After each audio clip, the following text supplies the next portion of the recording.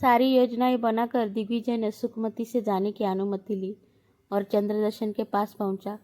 उसने चंद्रदर्शन से कहा कि महाराज, राजकुमारी नीलांजना का पता चल गया है, लेकिन नीलांजना का पता आपको मैं तभी बताऊंगा जब आप रानी सुखमती को कारागार से मुक्त कर देंगे। लेकिन क्यों? चंद्रदर्शन ने दिग्विजय से पूछा। वो इसीलिए, बहुत पीड़ादायक था मेरे लिए सुखमती को इस अवस्था में देखना। प्रेम करता था मैं उसे, और विश्वासघात किया मैंने उसके साथ। मेरा हृदय रो पड़ा। चंद्रदर्शन बोला, ये मत भूलो दिग्विजय, अभी भी तुम मेरी शरण में हो। अभी भी चाहूँ तो बंदी बना सकता हूँ। नहीं महाराज, मेरे कहने का यह आशय नहीं था। मैं तो आपका सदैव ऋणी रहूँगा जो आपने मेरे प्राण नहीं हरे। आपसे ये बात और कहना चाहता हूँ महाराज, दिग्विजय बोला। वो बात क्या है? राजा चंद्रदर्शन ने पूछा। वो ये है कि सुखमती ने आपसे विवाह करने के लिए सहमति दे दी, लेकिन वो चाहती है कि आप अपनी पहली रानी और पुत्र को त्याग दे।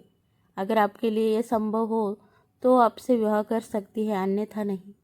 इतना सुनकर राजा चंद्रदर्शन थोड़े विचलित हुए, क्योंकि उनकी रानी सुतकीर्ति अपने पिता महाराज की इकलौती संतान थी और चंद्रदर्शन को सुतकीर्ति के पिता महाराज ने ही कीर्तिनगर का राजा बनाया था।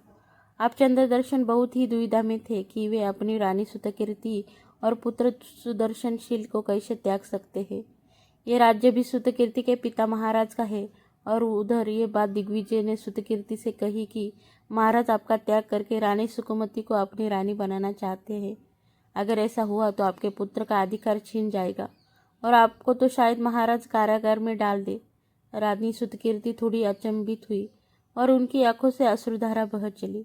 उन्होंने दिग्विजय से कहा कि महाराज, मेरे साथ इतना बड़ा विश्वासघात कर रहे हैं और मुझे न्याय भी नहीं है। दिग्विजय ने कहा, हाँ महारानी, मैं तो महाराज का सेवक हूँ, लेकिन इतना अन्याय मुझसे नहीं देखा जा रहा था। मुझे लगा ये सब आपको न्याय होना चाहिए, इसलिए आपको बताने चला आया। रानी सुतकीर्ति ने पूछा, लेकिन इस समस्या का समाधान क्या है? एक ही समाधान है महारानी, दिग्विजय बोला। वो क्या? रानी बोली, आप रातों रात रानी सुकुमती को कारागार से मुक्त करवा दे। मैं रातों रात उन्हें कहीं दूर छोड़ आऊँगा, बस आपकी समस्या का निवारण हो जाएगा। ना रहेगा बांस, ना बाजेगी बांसुरी। दिग्विजय का इतना कहना था कि रानी सुतकीर्ति ने कहा कि अच्छा उपाय है, आज रात ही मैं इस समस्या को समाप्त करती हूँ, बस तुम तैयार रहना। दिग्विजय बोला, रानी, मैं आपके समक्ष किसी भी समय उपस्थित हूँ, कृपया आप आदेश करें। रानी सुतकीर्ति बोली, आधी रात के बाद सचेत रहना, मैं सुकुमती को कारागार से बाहर निकलती हूँ। दिग्विजय बोला, लेकिन महारानी, एक समस्या और है। रात को महाराज रानी सुकुमती का नृत्य देखने वाले हैं और उन्हें पहले ही कारागार से मुक्त कर दिया जाएगा।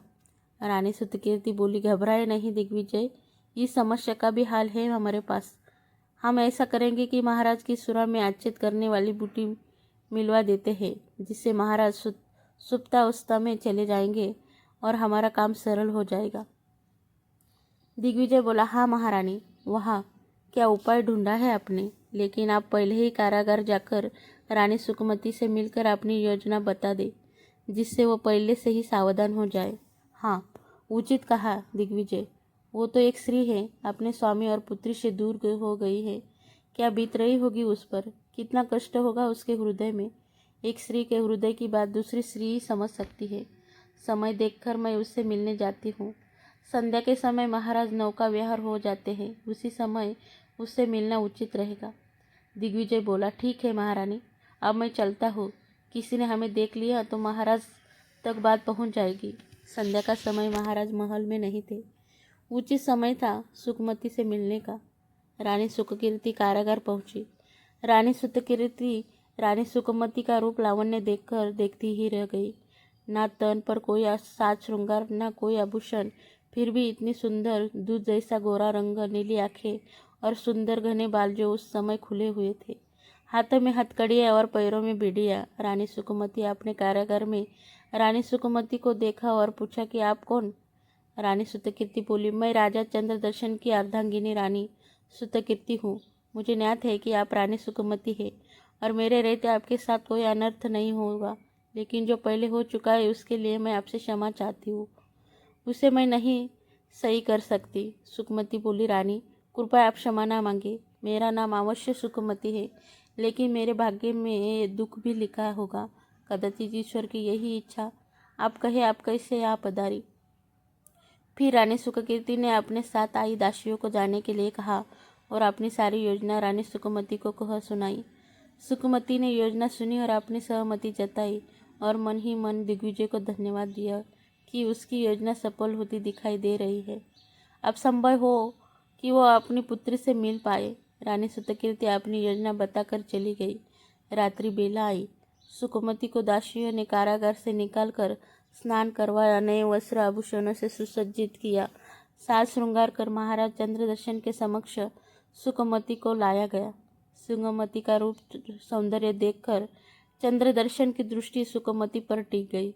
सुकमती ने श्रृंगार भी इस तरह से किया था अपनी योजना अनुसार कि चंद्रदर्शन उस पर मोहित हो जाए, ताकि योजना में सफलता प्राप्त हो। सुकमती ने अपना अभिनय प्रारंभ किया और राजा चंद्रदर्शन को अपने रूप से मोहित करने का प्रयास करने लगे।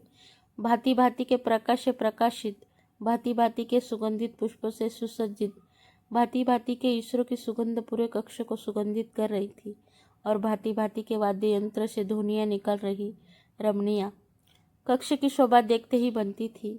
उस पर सुकमती का प्राणघातक सौंदर्य, उसकी भावभंगिमा देखकर बस चंद्रदर्शन तो अपने प्राण न्यौछावर करने के लिए लालायित हो बैठे।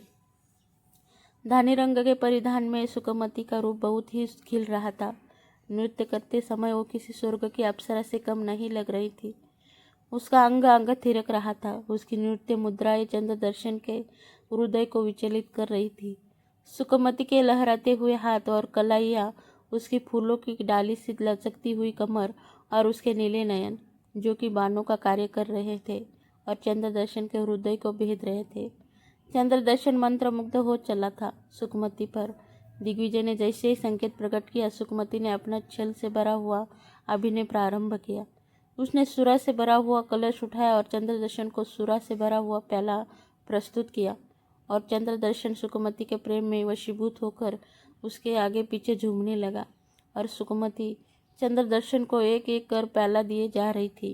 चंद्रदर्शन अचेत अवस्था की ओर बढ़ रहा था और कुछ ही पल में सुरा में डली बूटी ने अपना असर दिखाना शुरू कर दिया और कुछ ही पलों में चंद्रदर्शन सुप्त अवस्था में चला गया।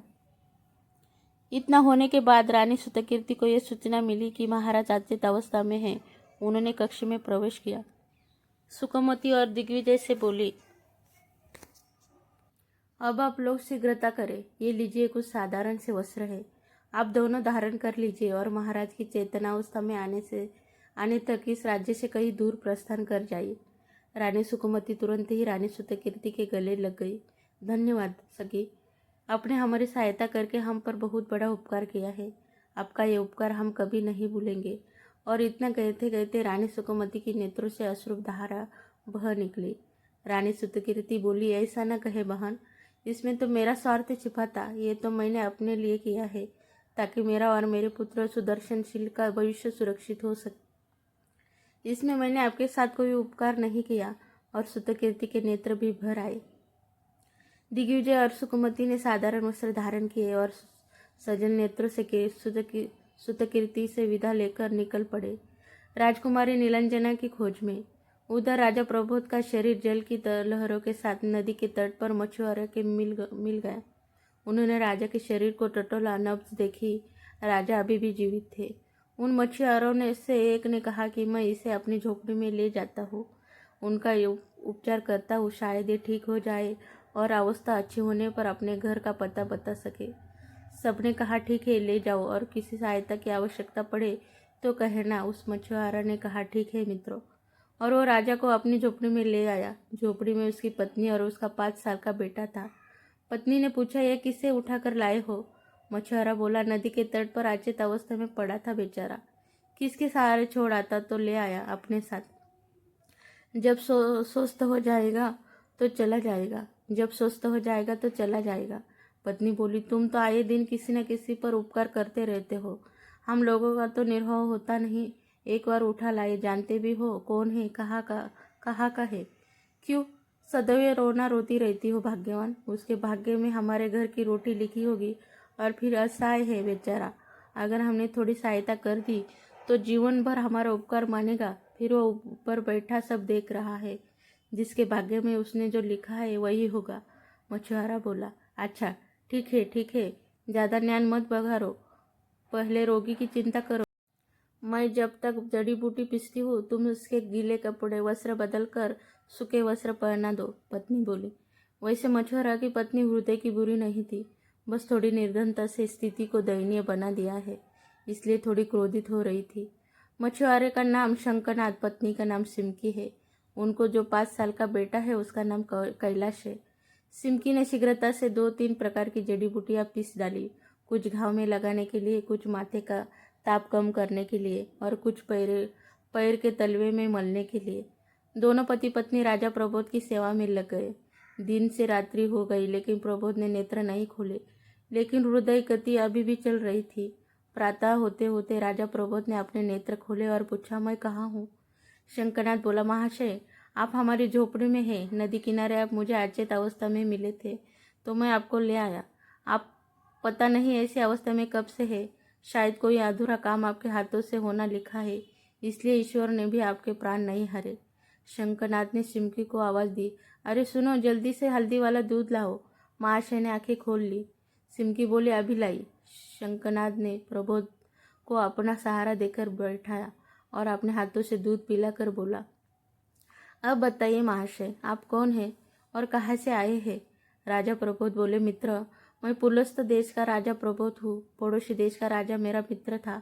उसने मेरे साथ बहुत बड़ा विश्वासघात किया, मुझसे गहरी मित्रता का स्वंग रचकर मेरा परिहास किया। पता नहीं मेरी रानी सुकुमती और मेरी पुत्री किस अवस्था में होंगे। उस पापी ने क्या किया होगा उसके साथ। फिर शंकरनाथ बोला, बड़ी दुखद घटना हुई महाराज आपके साथ। पहले आप पूरी तरह स्वस्थ हो जाए, फिर देखेंगे आगे क्या करना है। राजा प्रबोध बोले, मित्र, आपके शब्दों ने हमें बड़ा ढाढ़स बंधाया। संकट की घड़ी में प्रेम के 2 मीठे बोल उपचार का कार्य करते हैं। बहुत बहुत धन्यवाद मित्र, जो आप मुझे इस संकट से उबारा। आपका यह उपकार रहा मुझे पर। इतना कहकर प्रबोध ने शंकरनाथ को अपने हृदय से लगा लिया। शंकरनाथ बोला, महाराज, मैं एक मछुआरा हूँ, मेरा नाम शंकरनाथ है। ये मेरी पत्नी सिमकी है और बेटा कैलाश। आपने मुझे अपनी मित्रता के लायक समझा। और शंकरनाथ ने कहा, महाराज, आप विश्राम करें और किसी वस्तु की आवश्यकता हो तो कृपया बताइए। महाराज प्रबोध ने कहा, ठीक है मित्र।